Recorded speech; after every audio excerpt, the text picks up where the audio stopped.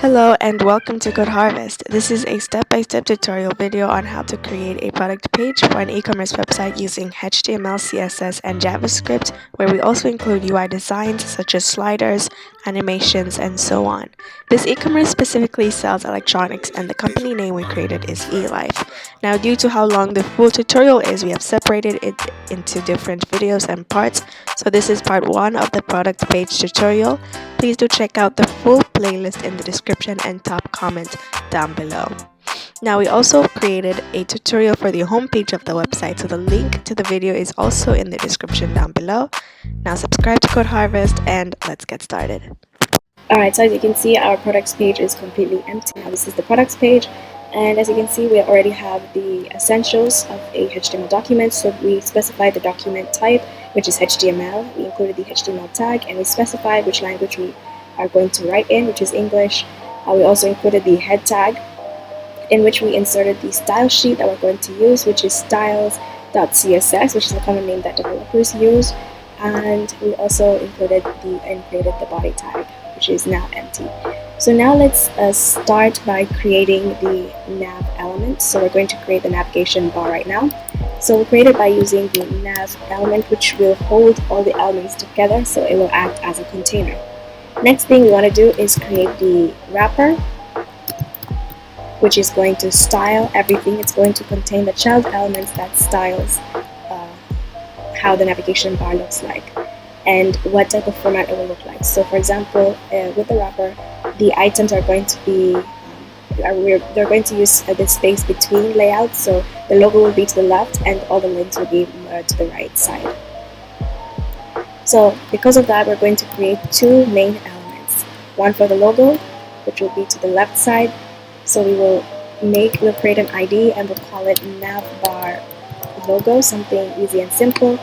And the second, I'll just write it. And the second part is the links area, so we'll call it navbar links. Now inside the navbar links section, what we want to do is include the image that, the e-commerce logo company image. So we're going to create an image tag and we're going to add two attributes. The first one would be, of course, the source, where it comes from in the file path. In this case, it comes from the images folder and the name is called eLife.png. So images, eLife.png.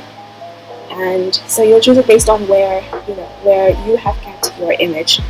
And the second attribute is going to be the alternative text. So alt stands for alternative text, and this is this is very beneficial or useful when users do not see the image when the image has not loaded yet in the browser, the browser has not loaded the image yet. So we want to let users know what was supposed to be there, what was supposed to be displayed, and we just want to let them know that the thing that was supposed to be displayed is the eLife company e-commerce logo.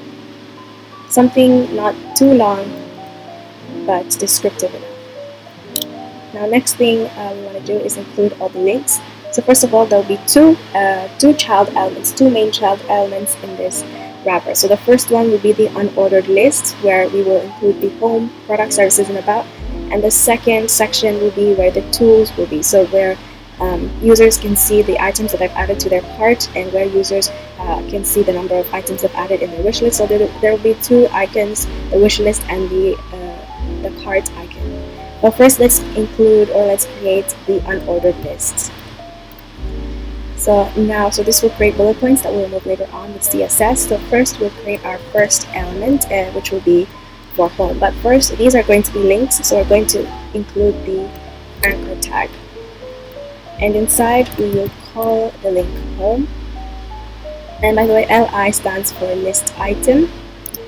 And now we can add the reference, the hyperreference. So what we want to do is include, we have created the page for home, so we'll just call it index.html. But for the rest, we'll just include a hashtag, which will just lead us to the same page that we're on, which would be the products page. So we will copy this and we will paste this 3 more times.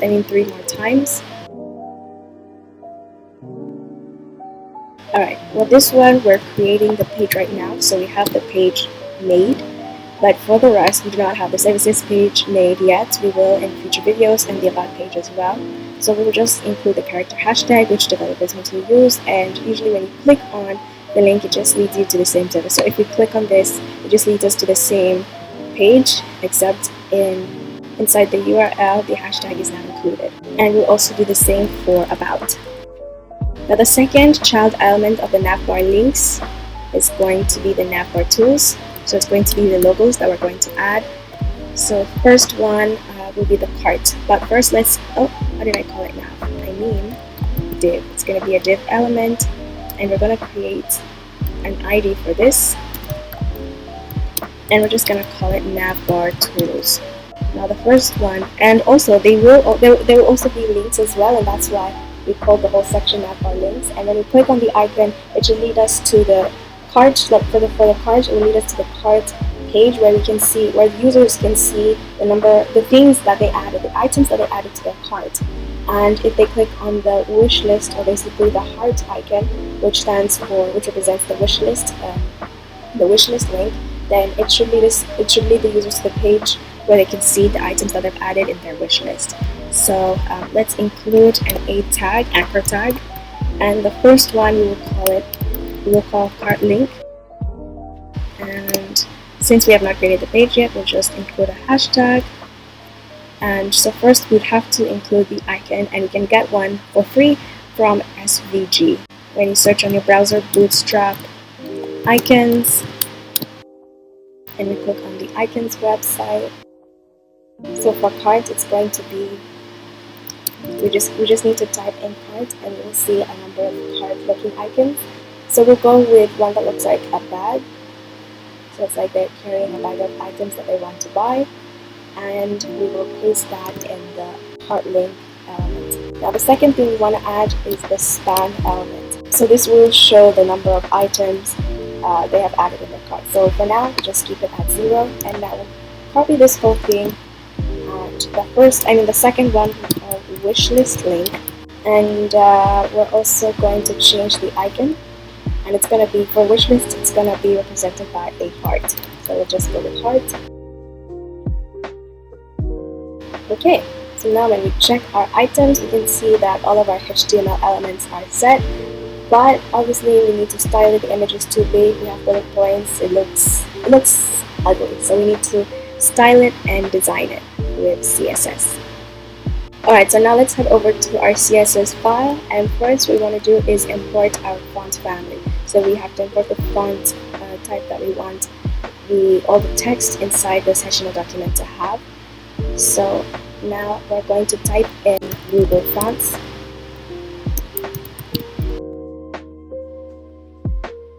And what we want to do is, in the search bar, we want to type in Poppins. Poppins is a very nice, modern looking font, and it's very soft. So we're going to get the font by clicking Get Font, and what we want to do is get embedded code. Alright, so we have the option to either paste the font family as a HTML element in the head tag in the HTML file, but I feel like I prefer if we put it in the CSS file, because anything CSS related I feel like needs to stay in the CSS file. So we're gonna copy this whole thing, and now we can paste it in our CSS file. Alright, so first thing we want to do is we want to select all elements, and we will apply the font family to all elements. So all elements will have the same font family, which is Poppins. So over here we'll start by typing in the CSS property font family, and in order to get the spelling and the casing right, the letter casing right, we can just copy the font family name from here.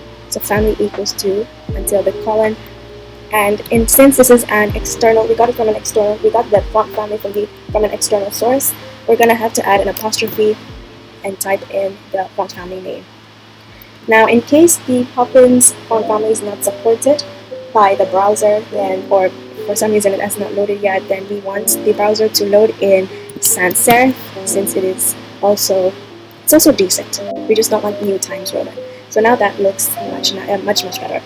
So now next thing we want to do is we want to remove any margin, and margin is basically spacing outside an element, and padding is spacing inside an element or within an element, but margin is surrounding an spacing surrounding an element. So for example, over here, the padding, or yeah, for this image, the padding would be inside the element within, but margin would be outside. So for example, there is little margin spacing between the image and the links. Alright, so now we're going to type in margin, and we're not going to specify what type of value, whether it be pixels or RAM, because 0 pixels is also 0 RAM, is also 0 M, etc. So we don't need to specify, whether it be pixels or M or RAM, because 0 is always 0. So yeah, 0 padding and 0 spacing. So we added this because there's usually spacing. Some elements have some certain amount of spacing by default, and we don't want to have to remove that manually later on. For example, for UL, sometimes there's always manual spacing. So as you can see, when I removed it, the default spacing also got out or was removed. Now the next thing we want to do is we want to select the body element, and we just want to specify the background color. So you can either put in background and you want it to be white, or even background color. Both work. Now next thing is we want to also make sure that every button does not have a border. We need to remove any border by default, because buttons usually have a black outline by default, and we don't want to have to remove that manually later on. So now we can set it here, so all buttons should have 0 border. Alright, so now we can create the navigation bar. So we'll create a comment. This will not be seen or added in the document in any way whatsoever. This is just for us to see, and so that we can navigate our CSS file easily. So we'll add comments in every section. So now we'll select the nav element, and we'll change the background color. And we'll not change it, but we will set it to white. So because it might be transparent by default, we don't want that, obviously, because the elements are going to be, we want all the elements to be in front of every element in the document. So when you scroll down, you don't want to have to, the navigation bar won't look good, it won't be seen properly, there's no background. So we want to set the navigation element to the color white. Next thing is we also want it to be fixed on top of the navigation bar, so it should always stay on top. Even when we're scrolling down or scrolling up, it should always stay on top, which is also a good UI design, a very nice modern design. Next thing is we want to make sure that the navigation bar is always set to 100%, so it fills up the whole width of the web page. Next thing is we want to set the z-index, which basically affects the positioning of an element, whether it be forwards or backwards. So we wanted to set it to a high value, because there's going to be a lot of elements in the document. So we want to set the z-index to a high value of perhaps 1,000. Since there are going to be a lot of elements, we always want the navigation bar to always be in front, because usually basically the higher the elements, the less z-index value they have. The lower an index is, so the more bottom or the more recently made element an element is, the more recently made it is, the higher the z-index value. Now, since the navigation bar is the first element, it's not really recent, so we wanted to have a high z-index value, since usually by default it has a low z-index value. And last thing is, this is going to be useful later on, we want to create a transition. So when we're going to add this in later with the JavaScript. So when we scroll down, we want a box shadow to appear. So we're not gonna add it in the nav element, but we are gonna add it in through JavaScript. So when the user has just landed on the page, has not scrolled down anything, is just looking, we want the box shadow to. We don't want any box shadow to appear. But when the user starts to scroll down, we want the box shadow to appear, so that the box shadow looks 3D, and it creates a modern and appealing look, and also a soft look as well. So we want to create a transition, a transition from no box shadow to box shadow, and we want that transition to be slow. So transition basically helps us to slow down the change or slow down the process, and we're going to slow down the process by 0.3 seconds. And we want it to be in both ways. So when the box shadow appears, and when the box shadow appears. Also, when the user scrolls back up to the top, then the box shadow should disappear. When the user starts scrolling down, it should appear. When the user goes back up, the box shadow of the navigation bar should disappear.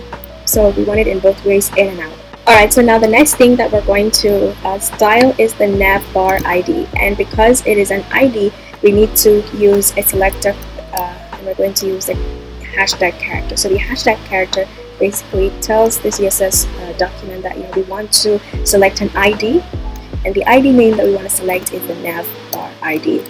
And every ID should be unique. Every ID name should be unique. A class name may not be unique, but an ID should be unique, as the name itself suggests. So what we want to do is we want to set a flexible layout. So we're going to use display flex. So flex stands for flexible, and it creates a flexible layout. And since it creates a flexible layout for the logo and for the links, since the link, so as the link, as the image is going to be here and all the links are going to be here, we don't want it to be in one column as we saw before. So now you can see that it is in one line. So it has but we also want to specify the flex direction. We don't want the browser to choose or it to go by default. We want to specify what flex direction. So we want it to be in a row. If it was a column, then it would be down again. So we want it to be in one line, but horizontally. Next thing we want to do is to specify the spacing, the amount of spacing. Not the amount of spacing, but how the elements are going to be, the child elements are going to be positioned in. So we want to add spacing between. So the logo should be at the far left and the links to the far right. Next thing we want to do is we want to place all the items to be vertically centered as well. So now it is all vertically centered, so the image is no longer on, the links are no longer on top, because the image is really big. So I guess the height is from here to here, and so since the links were on top, it was not really vertically centered, it was vertically on top, but now it has been placed vertically to the center. Another thing is we also want to create a little bit of padding space, so that means space inside the navigation bar, and we want it to be of 12 pixels. So now you can see that there will be spacing inside or within the navigation bar. Alright, the next thing that we need to style is the nav bar logo. So we're not going to really change the element itself or the container itself, but we want to, and since it's an ID, we'll select it with the hashtag selector, and we don't really want to edit the element itself, but we want to edit the image. And we want to set a specific width and height. So the width of the image should be smaller because it is too big, so we'll keep it at 140 pixels, and the height should be half of the width, which is 70 pixels. It's because the image is more of a wide, it's not really square, but it's more of a rectangular image, or horizontally rectangular image. So it should have a higher width value. So it depends on what type of logo you have, so change it accordingly. Now we will edit the nav bar links, so we need to select it, and since it is an ID, we'll use the hashtag. And what we want to do is with the links we want to select the UL element, so we're going to edit the UL element first. And inside the UL element we want to remove the bullet points, so we don't want any bullet points to appear. So in order to remove them, we have to use the CSS property list style, and we're going to set it to none. And we also want to display a flex layout, but we also want to display a flex layout within the nav bar, within the two child elements, the UL element and the nav bar tools. So we're going to use the selector once again. We're also going to include a flex layout or flexible layout, and we want them to be placed to the center, and we want to make sure that we specify the flex direction or the flexible direction or layout, and we want it to be in a row. Alright, so now back to the UL element. Another thing that we want to do is we want to make sure as well that the flex direction that it has is in a row, so we want it to be horizontal to take a horizontal layout. Now next thing we want to do is select the list items. So once again we're going to paste the element we're working on, and we're going to select the LI element. And what we want to do is we want to create spacing between each and every list item, and we want all the items to have a margin left of 60 pixels. So this margin left is basically spacing to the left side, so not spacing within, though that also works. If you want to do that, that also works, but we wanted to have spacing outside the element, and each link should have spacing so that they're not congested and they're away from each other. So you can choose the amount of pixels. I'm going for 60 pixels. And yeah, so now we're going to work on the links.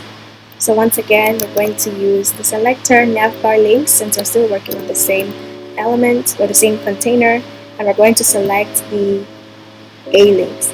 And basically for all the links, so this the home product services links and also the navbar tools links, we want to remove the text decoration, which will remove the underline. We also want to set the color, and throughout the document we'll also keep the same color, and we want it to have a kind of like a dark gray color, so it gives a soft look. If we made it very, if we set it to black, it would be too rough. I feel like it would feel too solid, but we want to create a soft website, a website that gives a softer look, that is easy to the eyes. So we'll keep it at something dark gray. Now another thing is we want to set the font weight, and so obviously in the import link you can see the type of font weights they have, which is from 100 until 900. So it's also repeating because there's italic, there's regular, and there's bold. So we just want regular, so we won't change the font type, but we'll go with a font weight of 500. 100 is very light, 900 is very bold, so we'll choose something more towards the middle. So we'll keep it to 500, but it feels too thick, it feels too bold. So we're going to use, and we could set it to 400, something lower, but if we set it to 400 also, it's not bad, but it feels too thin. So one way to get something that's somewhere in the middle of 400 and 500, or to get in the middle of something that feels too thick or too thin, we can use a CSS property called WebKit font smoothing, and we can set the value to anti. We can set the property to anti-aliased. So what it does is, as you can see by the name itself, it smoothens the font, and it basically, what anti-aliased does is it basically softens or smoothens the lining of each letter. So it works on each letter, and it kind of shapes it to make it more smooth or to make it more soft. So it gives us something that could be between 400 and 500. So 450 is obviously not an option in the link itself. So we can use WebKit fonting, which I always usually use whenever something feels too small, too thin, or something feels too bold, and I want something in the middle but I can't get it. So WebKit font smoothing is a really good CSS property.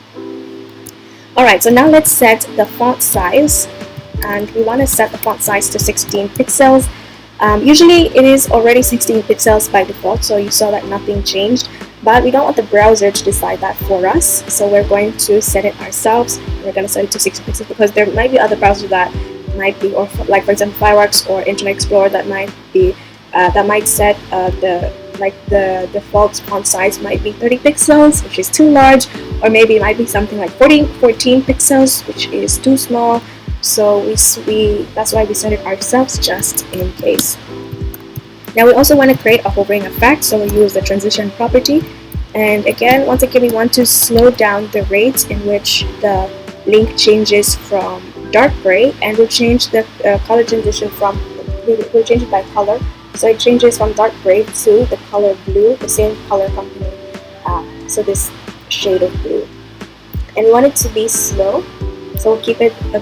We'll slow it down by 0.3 seconds, and we want it in both ways. When the mouse enters or hovers around the link, and also when it exits or leaves the link, which is why we used ease in and out.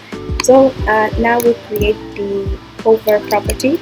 So in order to do that, we just add a colon, after the elements that we want to select, and we type in the hover keyword. So all we want to do is change the color from dark gray to blue. So I managed to find the color combination, which is 65, 105, and 255. So based on what your color company is, the shade that or the color theme that your company or e-commerce is using, you can try and find the shade. I usually take a screenshot of the color of the logo or the image, and then I go on pixlr.com and I basically find a color finder or checker tool, which basically identifies which color it is, and it gives you the RGB or the hex value. So now what we want to do, so now we can see that when we hover around the links, it changes color. But the thing is, we don't want the same thing to be for the nav bar tools, because this is also a different section. Alright, so what we want to do is we want to select the UL element. So since the parent element, or technically it's the great grandparent, because the parent element of the A element is the list item. The parent of the list item is the UL item. So we can just select it by the UL element, since this section does not have any UL element. So we can go with the one with the UL element. Inside the UL element, we have an A tag, and we want to select any A tag inside the UL element only, which should have the hovering effect. So when we hover around the navbar tools, we can see that nothing changes, but for about services, we can see that they change color.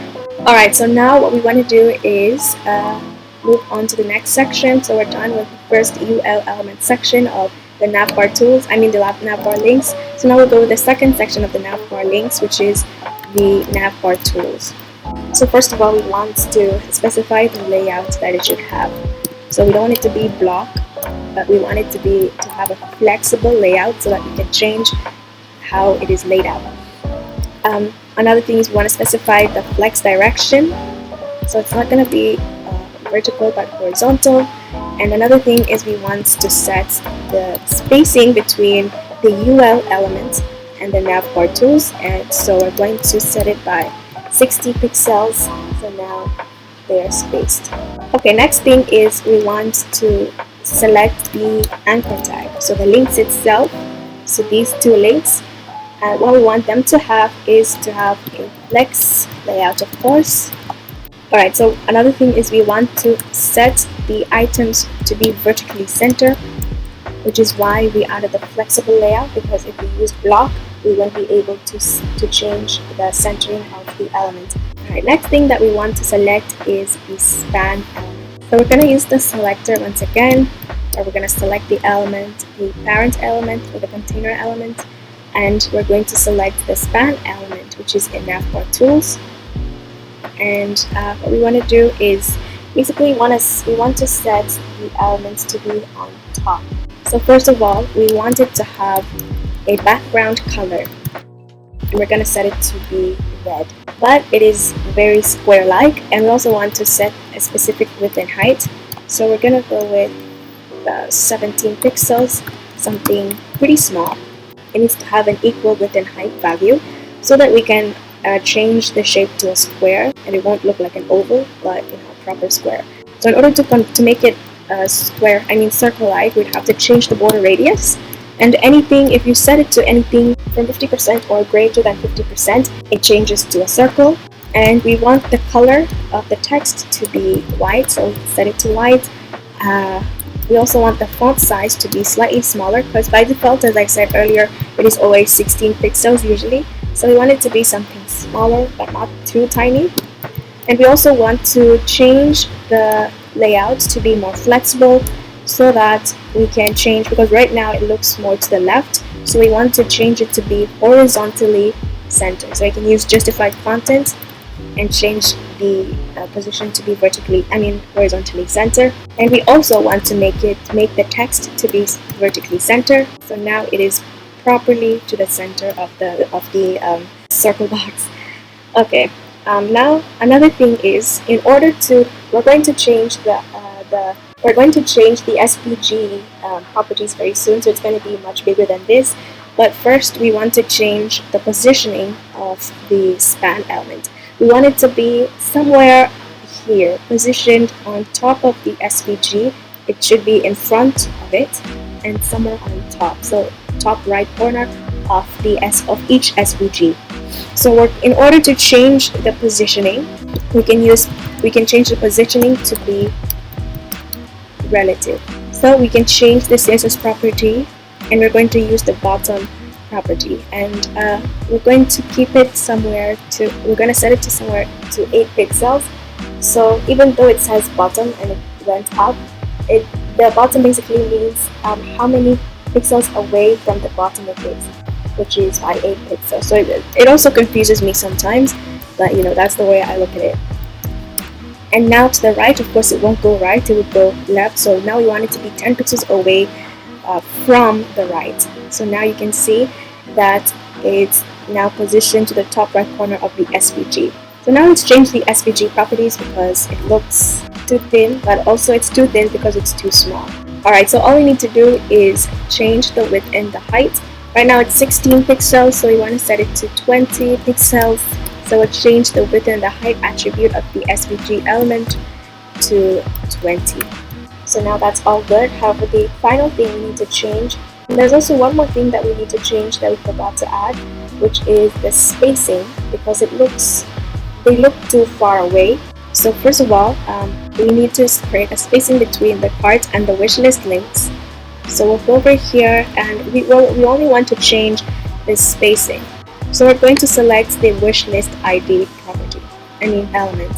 So since it's an ID, we're going to select it with the hashtag. Oh, oops. Okay, so wishlist link.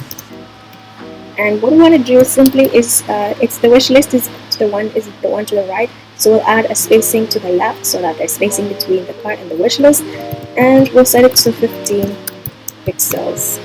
Now the last thing that we want to do is change the spacing of the nav bar, the navigation bar, and instead of adding a huge amount of padding space, so we can use the width property. So what we want to do is set the width to 85 pixels. I mean 85% by percent.